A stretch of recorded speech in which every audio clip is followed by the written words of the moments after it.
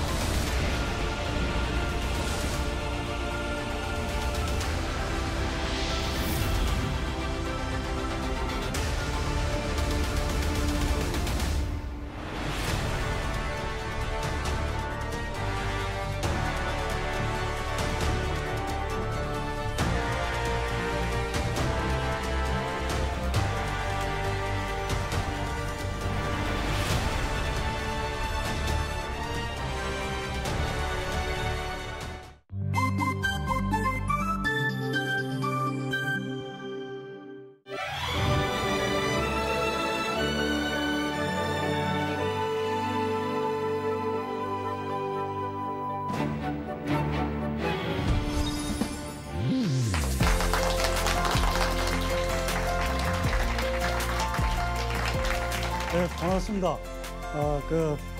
대단히 의미 있는 자리에서 민주주의와 정치에 관한 얘기를 할 수 있게 돼서 참 기쁘게 생각합니다. 부마항쟁이 40주년을 맞아서 국가기념일로 제정이 됐고 또 이제 광주항쟁 40년을 이제 맞게 됩니다. 그런 의미 있는 자리에서 제가 80을 위한 정치, 80을 위한 민주주의라는 주제로 말씀을 드리게 됐는데요. 왜 제가 이 80이라는 말을 강조하게 됐는가? 20대 80으로 양극화된 우리 사회, 이 양극화 해소를 누구나 다 말하고 있는데 그거는 곧 이념적으로 얘기하면 신자유주의 체제를 우리가 극복해야 된다. 근데 이 말이 너무 어렵습니다. 그래서 좀 더 쉽게 80을 위한 정치, 80을 위한 민주주의 이 얘기를 제가 하고자 합니다. 우리가 역사를 공부하는 이유는 무엇인지 제가 이제 귀국하기 전에 프랑스의 한 역사학자한테 질문을 던진 적이 있었는데 우리가 역사는 왜 공부할까요? 그의 답변은 바로 부끄러움을 알아야 하기 때문이다.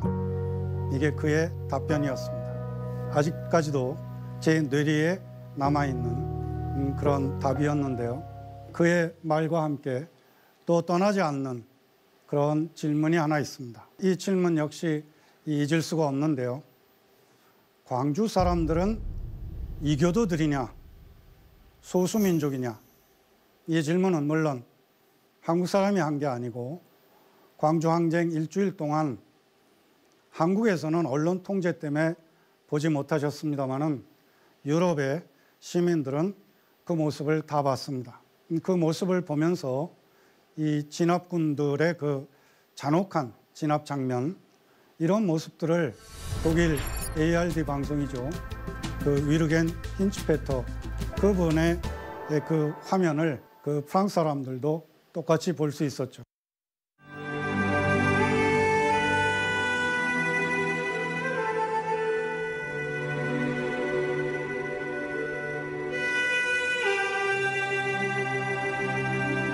이 장소는 잘 기억이 납니다. 80년 당시에는 이 위에 매트가 없었고 푸른색 바닥이었죠. 계속 촬영을 하다가 이 앞에서 잠시 멈췄습니다. 거기에는 관을 붙잡고 절망적으로 오열하는 어머니가 있었습니다. 계속해서 울부짖는 그녀를 한동안 촬영을 하고는 더 이상 촬영을 할 수가 없었어요. 광주항쟁 일주일 동안 그 모습이 공영방송의 가장 톱 뉴스였습니다. 그 모습을 본 이 프랑스 사람들 중에 바로 이 질문을 했던 것입니다. 광주 사람들은 이교도들이냐, 소수민족이냐? 바로 지금 이 자리에 이렇게 만남의 자리가 있는 여기서 멀지 않은 곳에 저는 일해공원이라는 게 있다는 걸 알고 있습니다. 전두환의 호라고 하죠. 원래 그 새천년 그 생명의 숲으로 개원되었는데 나중에 일회공원이 됐다는 얘기를 듣고 제가 거꾸로 알고 있었거든요. 처음에 일회공원이었다가 나중에 바뀐 걸로 근데 그게 아니더라고요. 우리가 역사를 무척 많이 공부하긴 하지만 그냥 성적 올리기 위한 공부여서인지 부끄러움을 배우고 있는 것 같지는 않다는 그런 생각이 듭니다.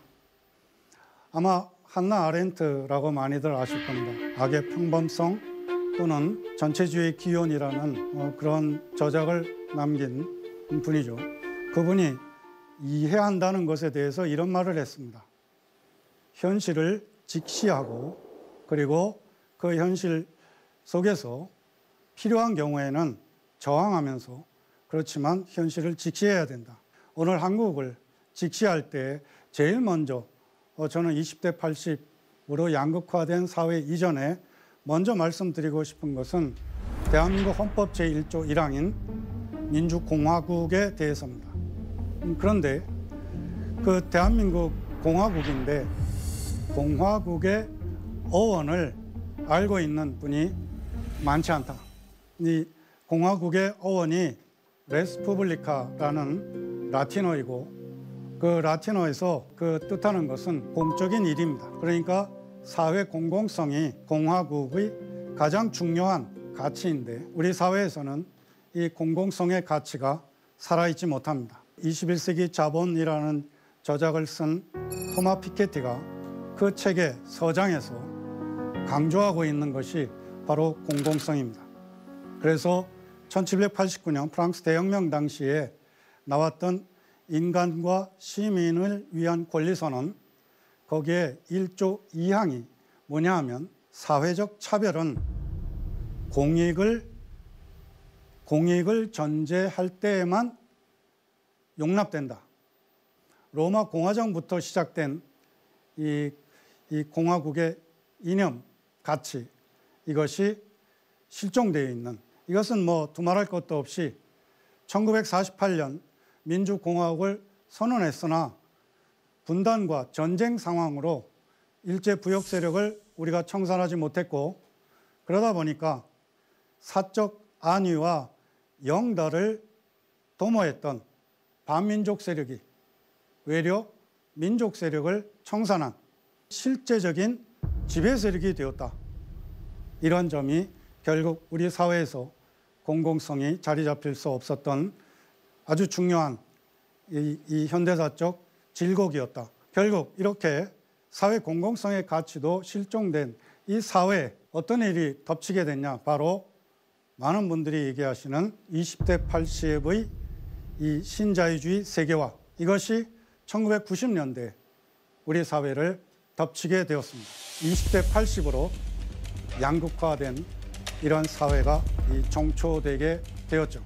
20대 80이라는 말은 세계화의 덫이라는 이 저작, 독일의 두 저널리스트가 쓴 그 책에 처음 등장하는 걸로 알고 있습니다.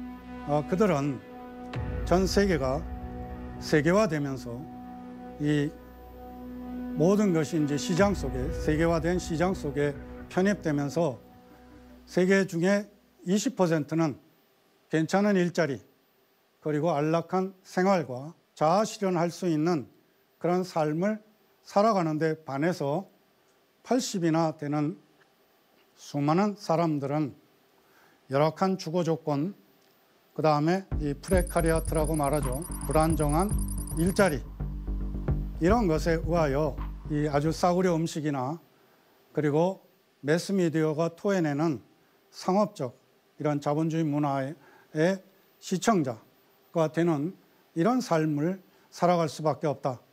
이렇게 말한 바 있습니다. 이게 참 슬픈 일인데요.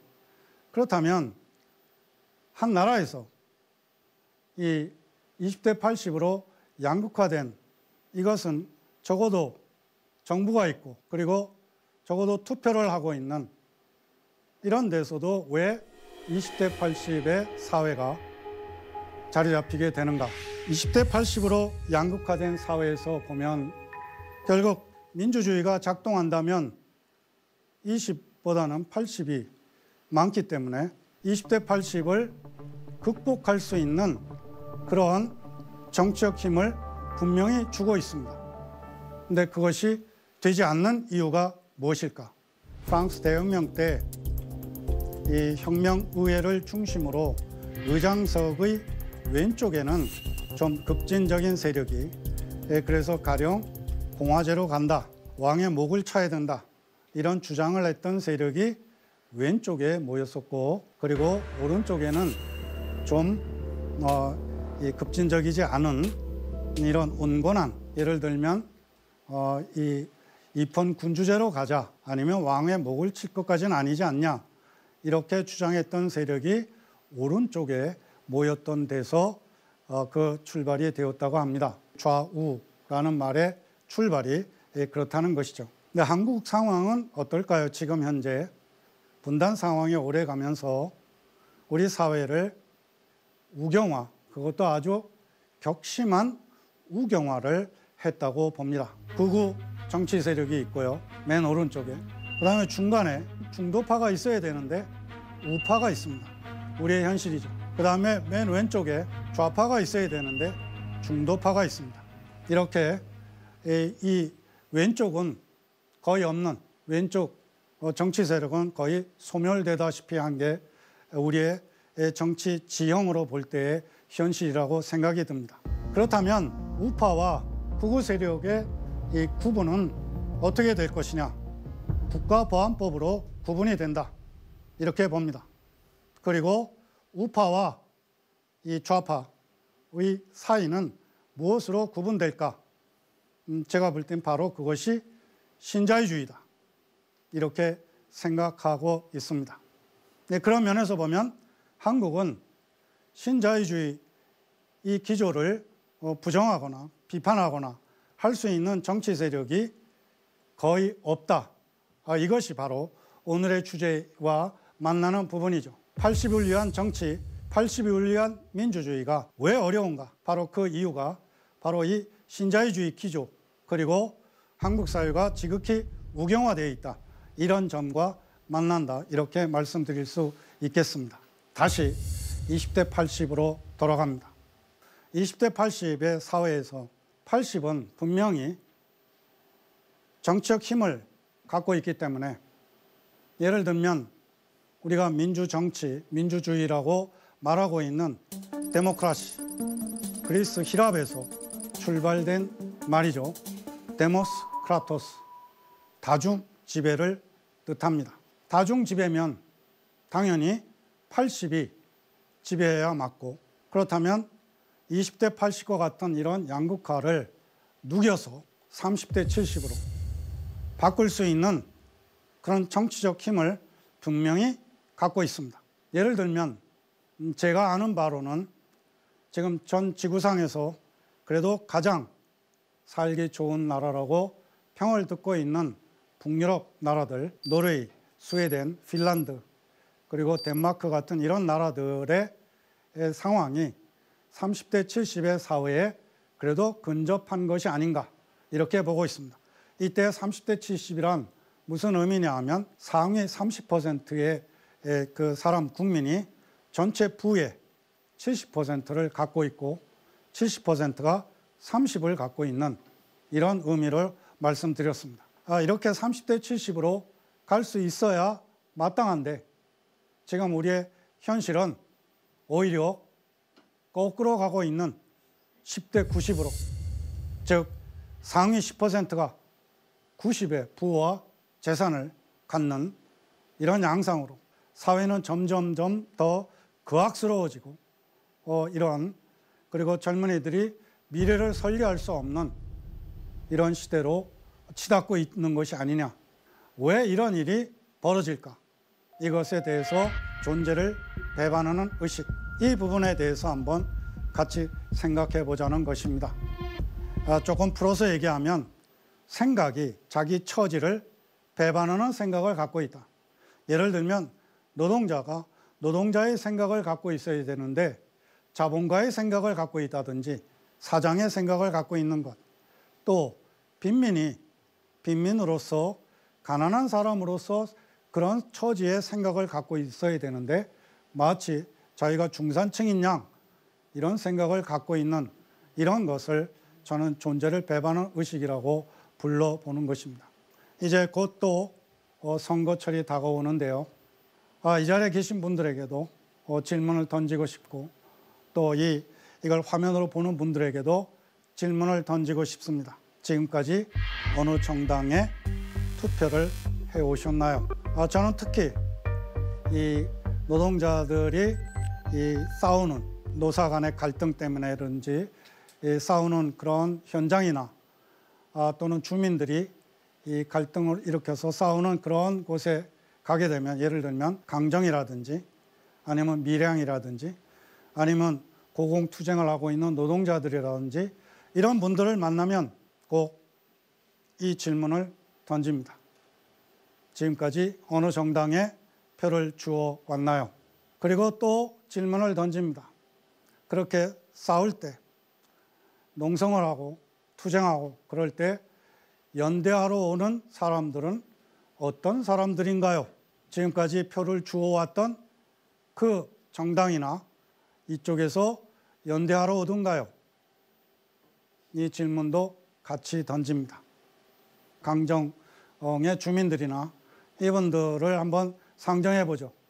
그때까지는 765kV 송전탑 그 문제가 불거지기 전까지 열심히 표를 주어왔던 사람들이 과연 그분들이 싸울 때 찾아와서 연대해 줄까? 전혀 아니라는 것이죠. 투표할 때 그 사람들 아주 위험한 사람들이야, 이렇게 생각했던 사람들만 그런 정당이나 노동조합이나 시민사회운동 이런 활동가들이 찾아오는 이런 비대칭성을 실제로 투쟁하거나 이런 그 정리해고 당하거나 이런 경험을 가진 사람들은 알게 된다는 것입니다. 루소가 이 말을 했죠. 영국인들은 4년에 하루만 자유롭다. 투표하는 날만 자유롭다는 뜻입니다. 그러니까 우리가 그들이 이 표를 달라고 굽신대고 민생을 얘기하고 또 그때만 되면 전통시장에 찾아가서 어묵도 먹고 이런 모습을 보이지만 그런 모습에 넘어가지 말자, 이런 얘기도 같이 하고 싶습니다. 그래서 하루만 자유로운 존재가 아니고 우리가 온전한 자유를 누리기 위해서는 이런 배반 그리고 분열로부터 벗어나야 되는데 왜 배반이 일어나는가? 왜 80에 속하는 사람들이 이렇게 배반하고 또는 분열하는가? 이 점에 대해서 한번 얘기를 같이 한번 해보고 싶습니다. 예컨대 왜 계속 20대 80에서 20이 지배하는가?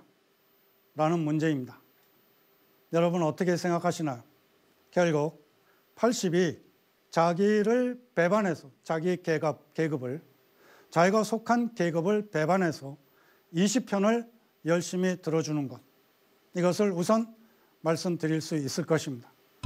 이 계급 배반은 특히 서민층도 계급을 많이 배반하는데 빈곤층일수록 더 심한 모습을 보입니다. 이것이 한국적 현상이라고 할 수 있는데요. 아무튼 20대 80에서 이렇게 계속 이 80이 20에게 지배당하는 이런 배경에는 제일 먼저 이 계급 배반을 말해야 할 것입니다. 자, 조금 더 살펴보면 20에 해당하는 사람은 자기를 배반하지 않습니다. 뿐만 아니라 똘똘 뭉쳐 있습니다. 자기 처지가 이미 좋은데 더 좋게 하는 것에 대해서 비교적 적극적입니다. 거기에 비하여 80은 분열되어 있습니다. 한국은 특히 지역으로 분열되어 있죠. 예를 들면 지금 한국을 지배하고 있는 또 하나의 정치적 지배 기제인 지역주의의 문제, 이것도 이 지역과 지역을 구분해서 분할해서 서로 싸우게끔 하는 이것이 또한 80의 분열로 나타나게 됩니다. 이렇게 분열한 뿐만 아니라 정치에 대단히 무관심합니다. 그래서 제가 특히 젊은 세대에게 이 투표를 했냐 이런 얘기를 질문을 던지는 것은 바로 이런 문제와 관련되는데요. 정치에 관심을 보이지 않습니다. 많은 젊은이들이.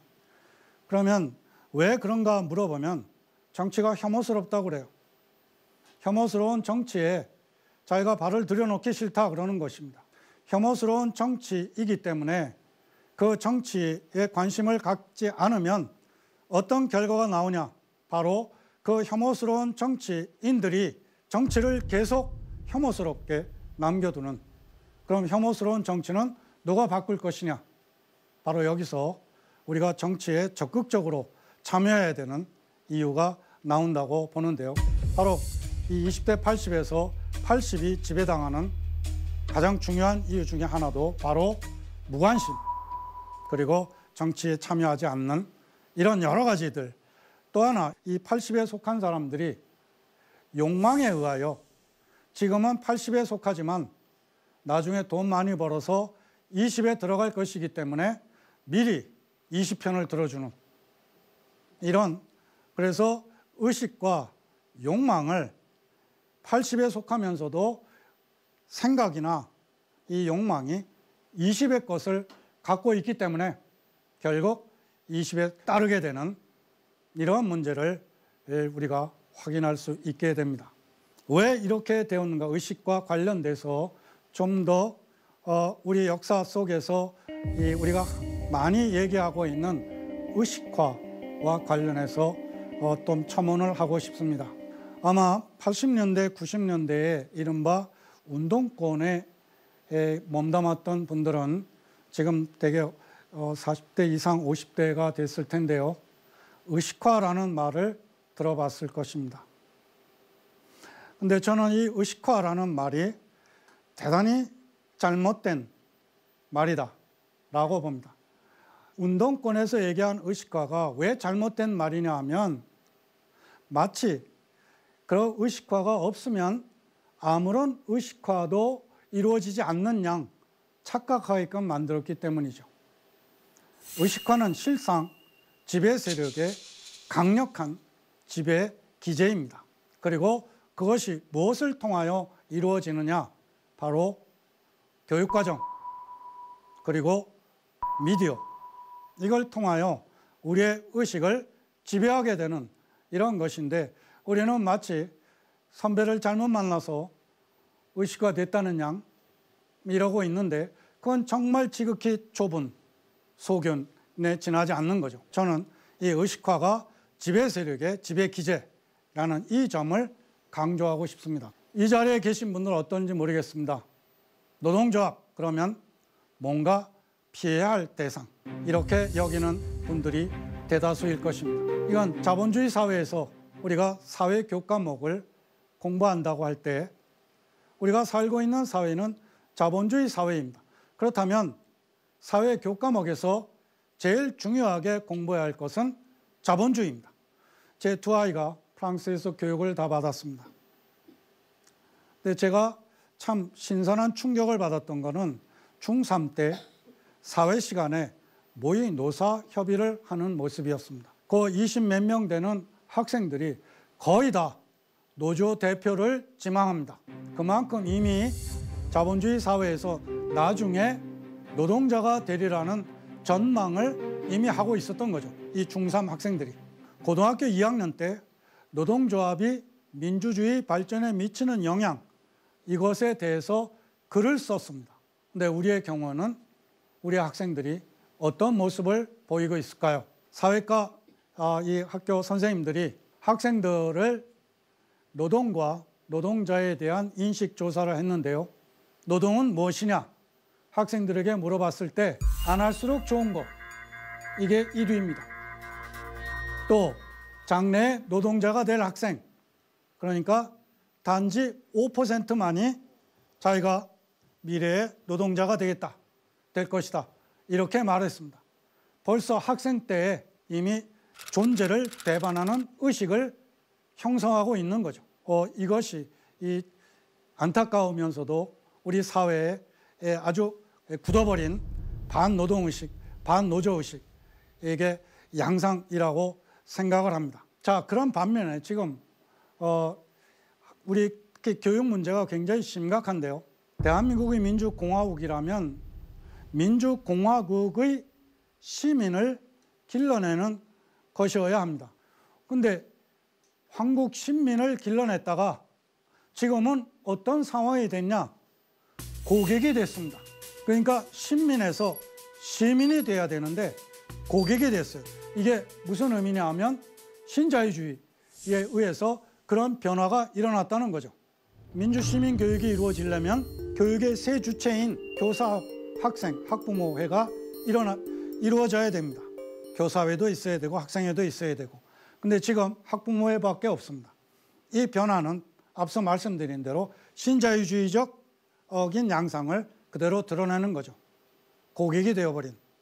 예를 들면 이 특목고라든지 국제중학교라든지 이런 식의 대학 서열화 정도가 아니라 고교까지, 중고교까지 서열화를 한다거나 또 학교 교사들이 적지 않게 이 학부모들의 민원 처리를 해야 한다든지 아니면 학원 강사가 학교에 초빙된다든지 심지어 학생들이 교실에서 널브러지게 잠을 자고 있다든지 이런 것들이 다 학생과 학부모가 신민에서 시민이 되어야 되는데 시민이 되지 못하고 고객이 되고 있는 이런 양상을 보여준다, 이런 생각을 하게 됩니다. 그렇다면 우리의 이 미디어는 또 다른가?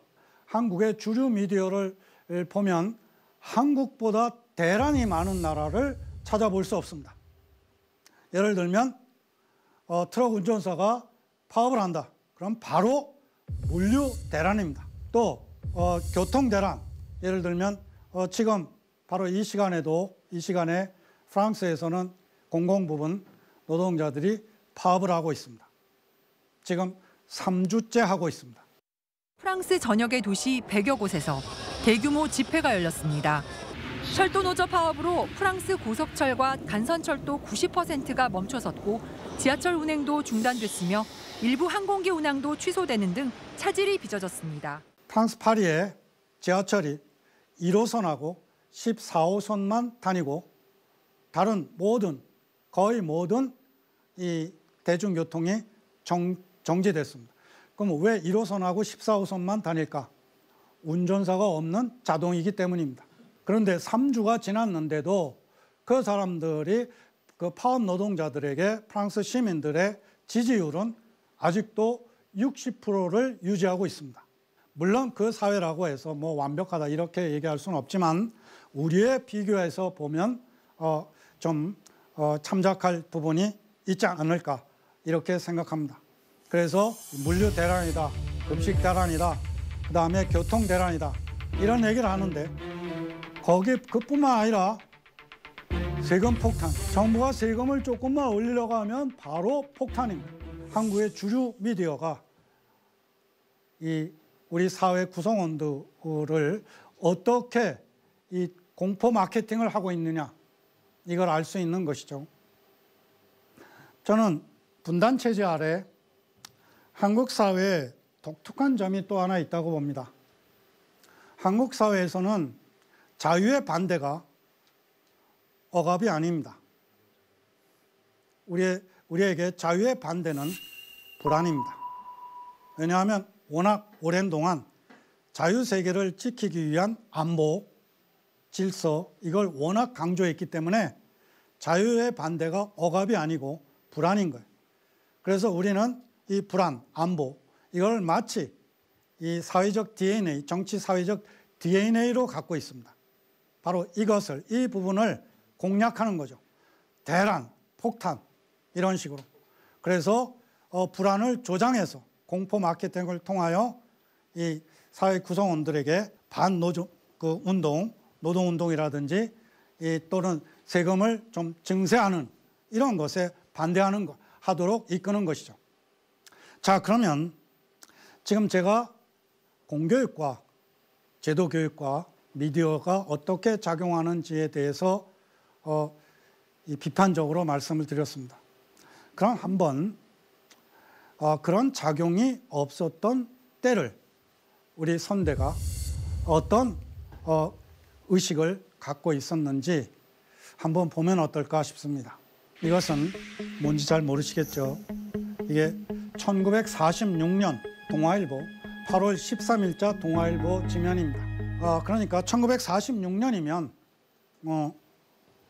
바로 미 군정 1년 뒤의 상황입니다. 그래서 미 군정이 당시에 그 3.8 이남, 남한 사람들의 정치의식을 조사하기 위해서 그 여론조사를 한 것의 한 내용인데요.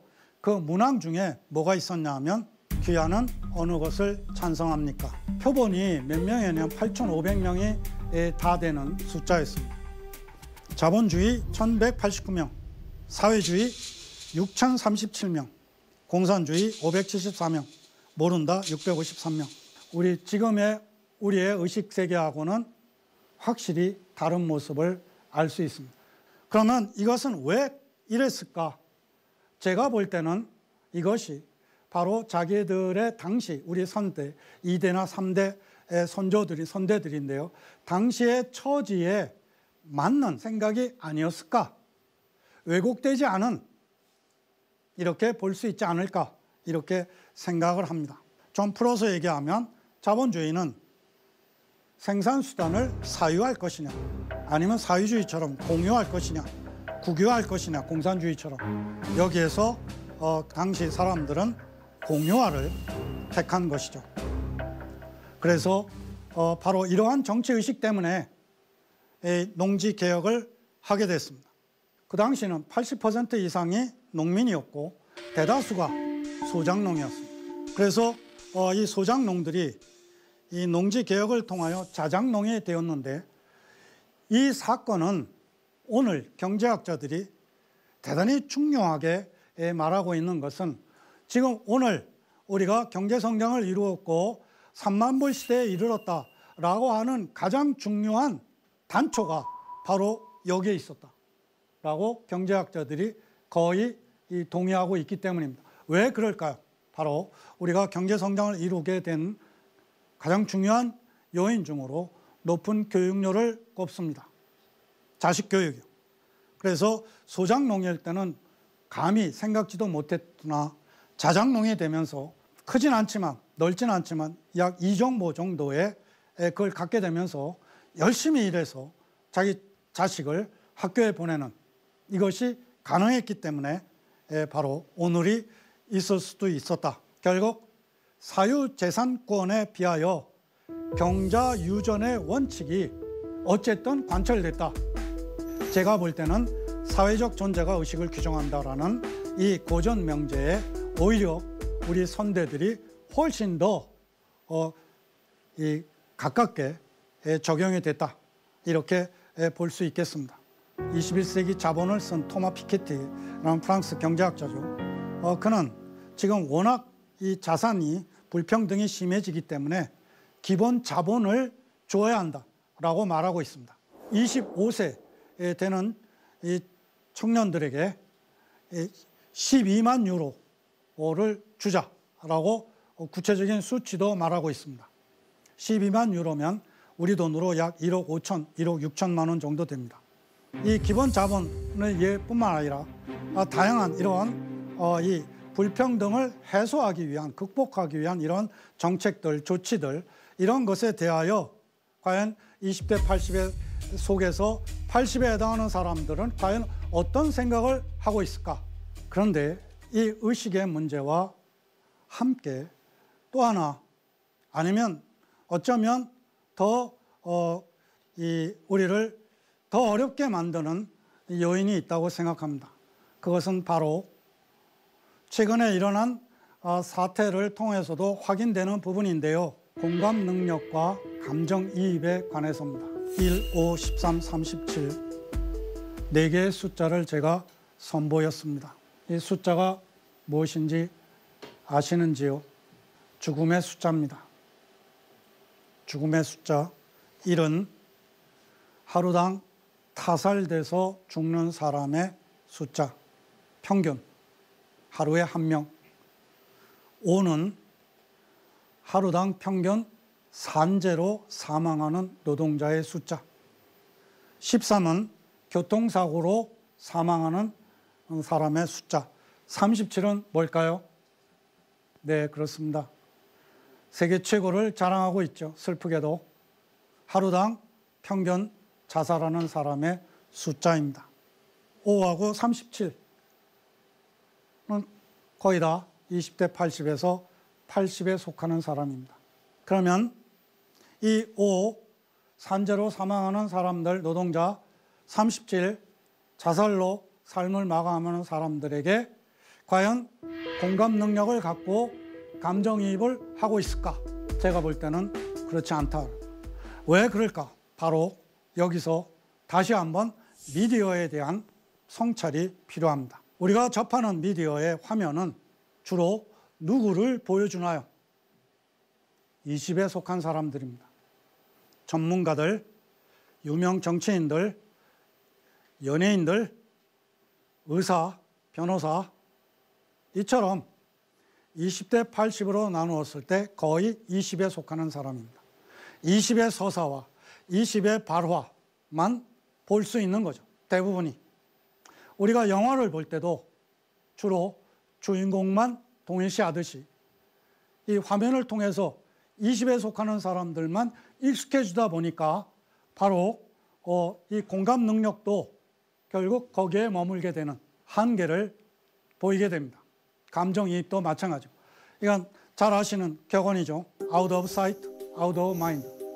눈에 보이지 않으니까 관심이 없고 보이지 않으니까 생각이 없고 80에 해당하는 사람들이 공감 능력을 갖고 감정이입하는 사람들이 80에 속한 사람들이어야 되는데 놀랍게도 20에 속한 사람들에게 공감 능력을 갖고 감정이입한다라는 거예요.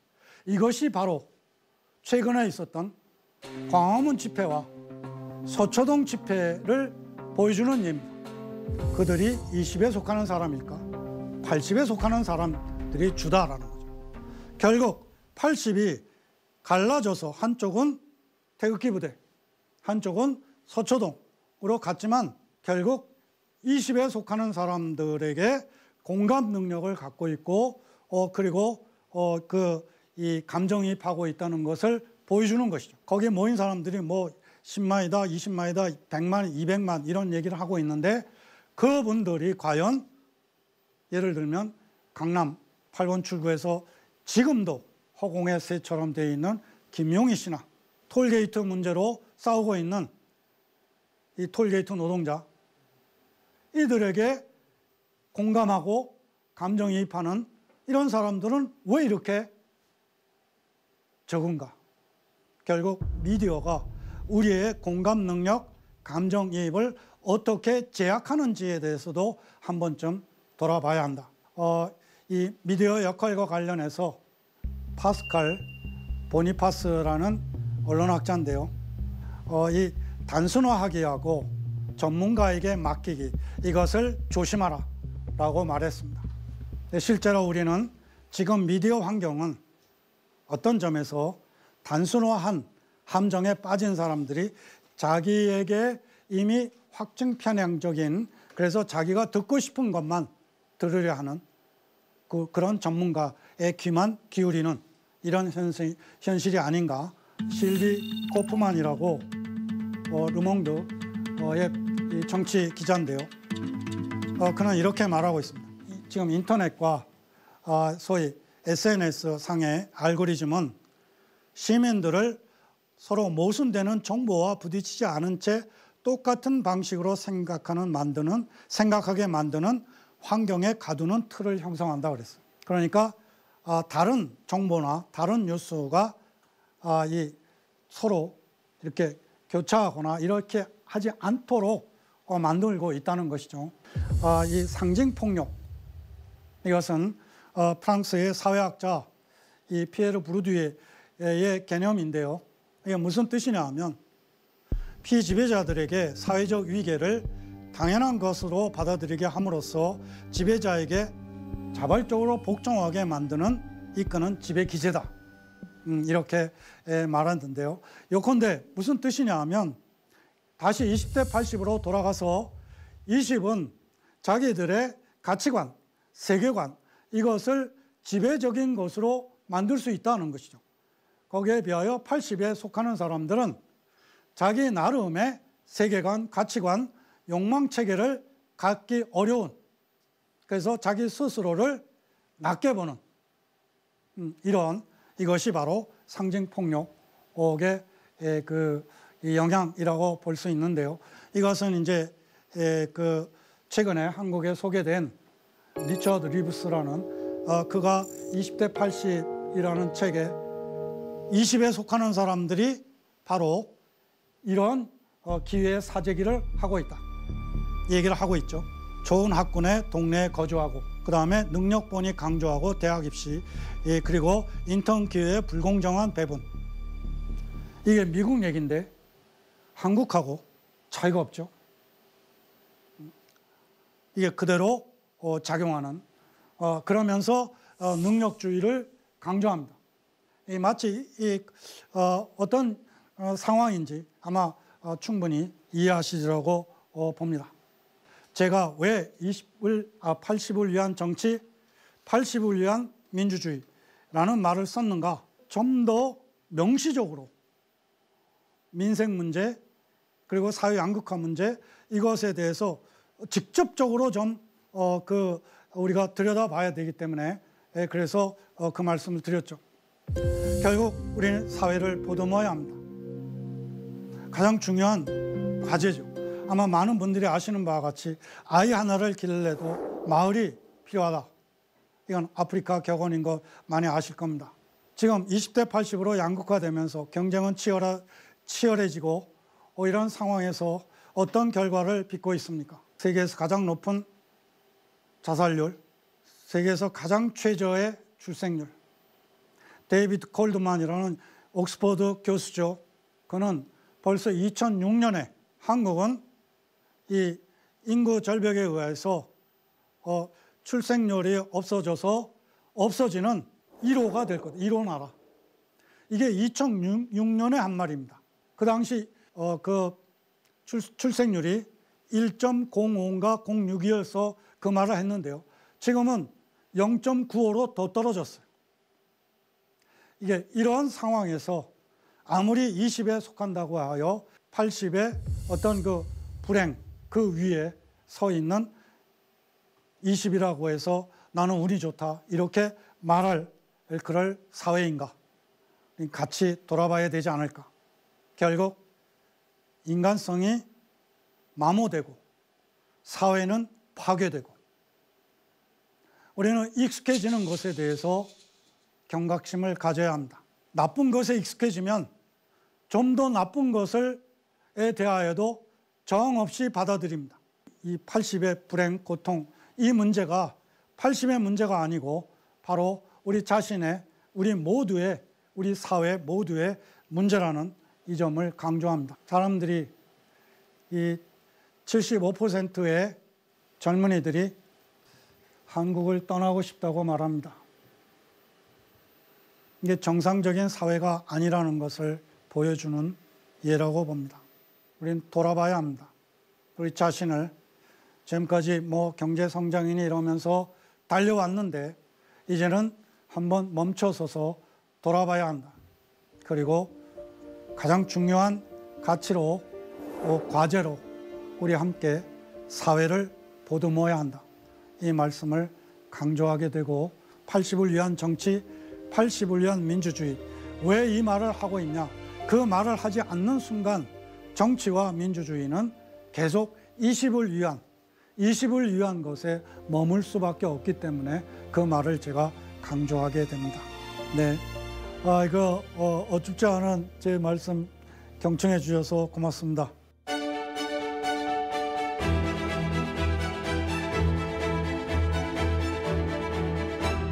선생님 오늘 귀한 말씀 정말 잘 들었습니다. 이렇게 뵙게 돼서 너무 영광스럽기도 하고요. 선생님께서는 그 유신 시절에 파리에서 기업의 파견 근무 도중에 난민전에 연루가 되셔가지고 프랑스에 그 망명을 하신 걸로 알고 있는데 그 당시 그 프랑스 정부에서 망명을 순수하게 잘 받아들여 주었는지 그것도 좀 궁금하고요. 망명 프랑스 정부에서 허가받았냐? 당연히 어렵지 않게 허가를 그 난민 자격을 얻었죠. 당연히 이제 심사를 하지 않습니까? 제가 난민 신청을 했으니까. 근데 이제 그 당시는 제가 불어를 거의 못한 상황, 지금도 잘 못하기는 합니다만은 그 심사관하고 영어로 소통을 했는데요. 당신 그 활동가로 뭐 했냐? 제가 삐랄 뿌렸다 그래. 그랬더니 삐랄 뿌렸니? 그러면서 프랑스에서는 범칙금도 안 낼 텐데. 저는 그때 여기 걸리면 그 고문도 당해야 되고 몇 년씩 갇혀야 된다 이런 얘기 했는데요. 그러면 이 활동한 가담한 조직 이름이 뭐냐 그래서. 그래서 제가 남조선 이런 얘기하려는 순간에 남조선을 영어로 어떻게 옮겨야 할까? 남조선 그러면 한국에서는 그 말 자체로 반체제적인데 그렇지 않습니까? 근데 영어로 옮겨봐야 역시 사우스 코리아. 그게 좀 황당했던, 어려웠던 그런 이 상황이 있었습니다. 두 친구가 아주 절친인데 그 깊은 산에 야영을 갔어요. 그래 텐트를 치고 이제 잘 준비를 하는데 밖에 호랑이가 나타났어요. 그런데 한 친구가 운동화를 꿰신고 뛸 준비를 했어요. 그렇게 다른 친구가 야, 너 운동화 신으면은 호랑이보다 더 빨리 달릴 자신이 있냐? 그 친구 대답이 내가 호랑이보다 빠를 필요는 없고 너보다 빠르면 돼. 이게 신자유주의 세상의 아주 전형적인 것. 자, 이 얘기에서 그러면은 여러분들은 뭐 어떻게 자, 이 친구를 비난할 거냐? 할 수 있느냐? 너 죽고 나 살자는 식으로 하는 절친을 비난할 수 있을까? 그러면은 여러분들은 어떻게 할 수 있을까? 맞죠. 제가 구체적으로 어떤 해법, 저는 주로 진단을 하고 있습니다. 진단을 했죠. 물론 이제 당연히 제 나름대로 갖고 있는 가장 중요한 해법이라고 할까, 그것은 역시 교육 문제입니다. 제가 볼 때 가장 심각한 문제는 대학 서열화라는 제도적 질곡하고 일제강점기에 시작된 이 역사적 질곡이 우리 한국의 교육에 그대로 이 털을 잡고 남아 있어서 그래서 생각하는 교육을 하고 있지 않다라는 점, 그리고 그것은 무엇으로 구체적으로 드러나냐 하면 글쓰기 교육이 없고 거의 없고 토론 수업이 없는, 이게 생각하는 교육인데 일제강점기 식대로 그냥 암기하는 이런 식이어서 제가 특히 중요하게 생각하는 것은 바로 이 교육이 바뀔 때, 생각하는 교육이 바뀌는 것만이 그것이 우선 되어야 하는 가장 중요한 과제라고 보고 있습니다. 그럼 우리 사회가 지금 희망이 있는 겁니까? 희망은 만들어 가야죠. 뭐 다른 게 뭐가 있겠습니까? 저희 20대 프랑스에 가기 전에 상황이 어땠는가? 고문의 공포, 이게 제일 컸습니다. 일상적으로 갖고 있었고 프랑스에 살면서도 꿈에 고문을 당하는 꿈을 수없이 꿨습니다. 이런 것이 지금 젊은 세대에게 없다는 것은 그건 정말 다행스러운 일이다, 이렇게 생각을 하죠.